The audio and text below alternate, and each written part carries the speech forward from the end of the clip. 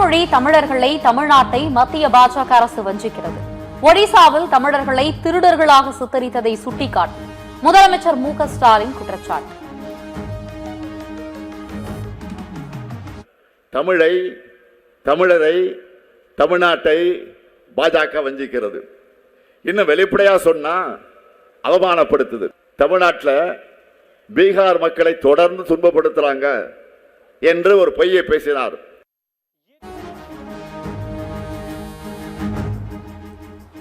பிரதமர் மோடி தமிழகத்திற்கு வந்தால் திமுகவினருக்கு மகிழ்ச்சி. மோடி வருகையால் திமுக 200 இடங்களுக்கு மேல் வெற்றி பெறுவது உறுதி என முதலமைச்சர் ஸ்டாலின் திட்டவட்டம்.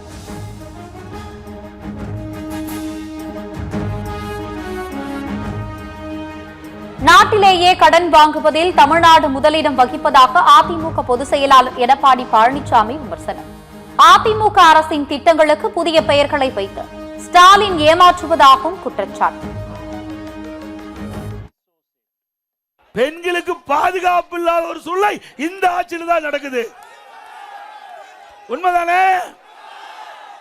சீண்டல் அதிகமாக இருப்பதாக குறை சொல்லுகிறார் திரு ஸ்டாலின் அவர்களே. நாங்கள் குறை சொல்லல, உங்களுடைய புள்ளி விவரம் குறை சொல்லுது.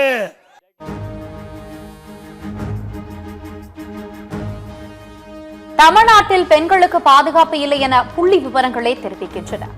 அண்ணா பல்கலைக்கழக மாணவி வழக்கில் அந்த சார் யார் என அதிமுக ஆட்சியில் கண்டுபிடிப்போம் என எடப்பாடி பழனிசாமி திட்டவட்டம்.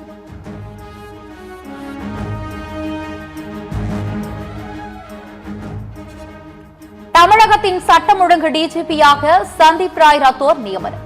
தேர்தல் நெருங்கும் நிலையில் இந்திய தேர்தல் ஆணையம் அதிரடி உத்தரவு.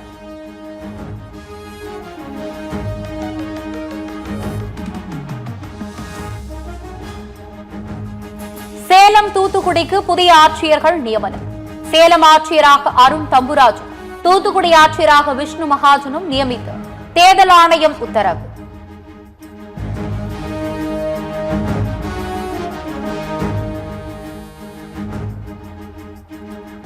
மேற்கு மண்டல ஐஜியாக ரம்யா பாரதியை நியமித்தது தேர்தல் ஆணையம். மதுரை காவல் ஆணையராக அபிஷேக் தீக்ஷித்தும், தாம்பரம் காவல் ஆணையராக சஞ்சய் குமாரும் நியமனம்.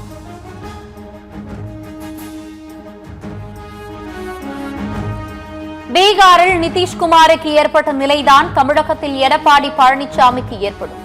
இபிஎஸ்ஐ ஆளுநராக மாற்றி பாஜக அனுப்பிவிடும் என திமுக எம்பி கனிமொழி பேச்சு.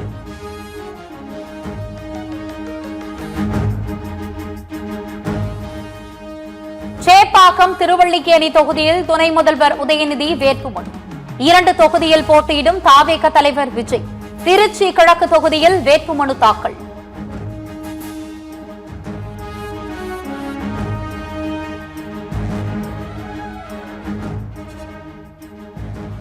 திருப்பூர் மாவட்டம் பல்லடம் தொகுதியில் போட்டியிட போலி மாவுக்கட்டுடன் வந்த சமூக ஆர்வலர். பல்லடம் தொகுதியில் அதிக குற்ற சம்பவங்கள் நடைபெறுவதாக குற்றச்சாட்டை முன்வைத்து வினோத முறையில் வேட்புமனு தாக்கல்.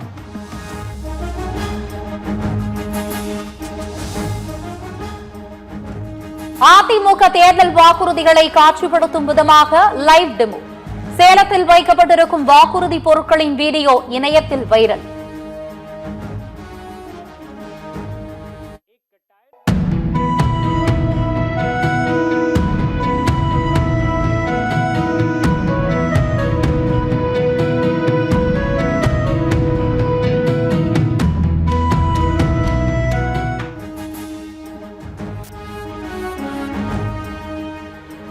புதுச்சேரியில் வரும் 5ஆம் தேதி அதிமுக பொதுச் செயலாளர் எடப்பாடி பழனிசாமி தேர்தல் பரப்புரை.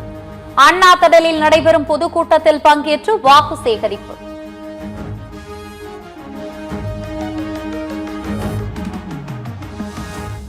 துணை முதலமைச்சர் உதயநிதி ஸ்டாலினின் மொத்த சொத்து மதிப்பு 20,64 லட்சம் ரூபாய். 2 கார்கள் உள்ள நிலையில் தங்கம், வெள்ளி நகைகள் ஏதுமில்லை என்றும் கையில் 50,000 ரூபாய் மட்டுமே ரொக்கமாக உள்ளதாக வேட்புமனுவில் தகவல்.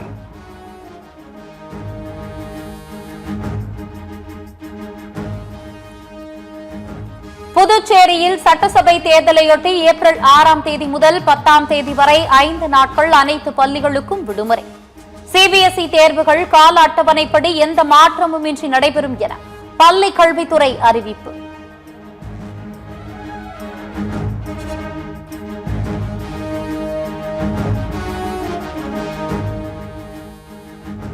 சென்னை புறநகர் மின்சார ரயில் சேவை நாளை அதிகாலை முதல் வழக்கம் போல் இயங்கும். எழும்பூர் ரயில் நிலைய மேம்பால நடைமேடை பணி நிறைவடைந்தது. பயணிகளின் சுமார் 1 மாத துயர் முடிவுக்கு வருகிறது.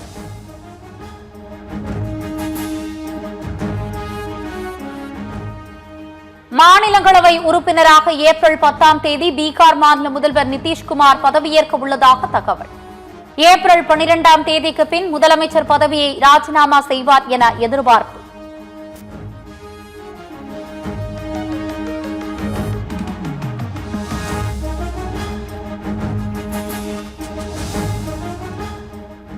இந்தியாவில் 2 மாதங்களுக்கு போதுமான அளவு கச்சா எண்ணெய் கையிருப்பு உள்ளது. சர்வதேச அளவில் நிலையற்ற தன்மை இருந்தாலும் பெட்ரோல் விலையில் உயர்வு இருக்காது என மத்திய பெட்ரோலிய அமைச்சகம் உறுதி.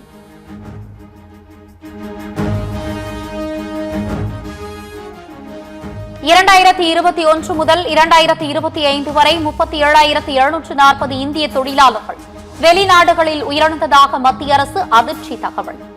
80% உயிரிழந்த வளைகுடா நாடுகளில் நிகழ்ந்துள்ளதாக நாடாளுமன்றத்தில் தெரிவிப்பு.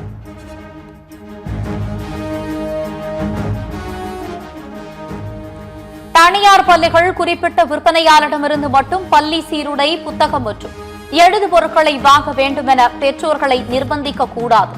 உத்தரவை மீறினால் தீவிரமான நடவடிக்கை எடுக்கப்படும் என தனியார் பள்ளிகளுக்கு டெல்லி அரசு எச்சரிக்கை.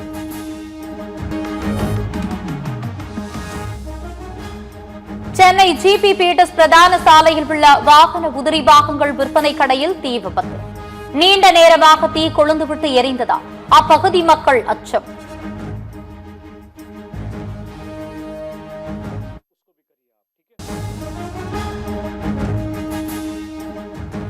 மறைந்த பிரபல ஓவியரான ரவிவர்மனின் யசோதா மற்றும் கிருஷ்ணா என்ற ஓவியம் 167 கோடி ரூபாய்க்கு ஏலம் போனது. ஒரு ஏலத்தில் அதிக விலைக்கு விற்கப்பட்ட இந்திய கலைப்பொருள் என்ற பெருமையை பெற்று அசத்தல்.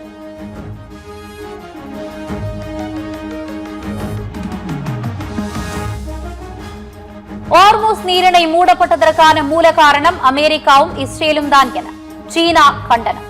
உடனடியாக போரை முடிவுக்கு கொண்டுவர சீனா வலியுறுத்தல்.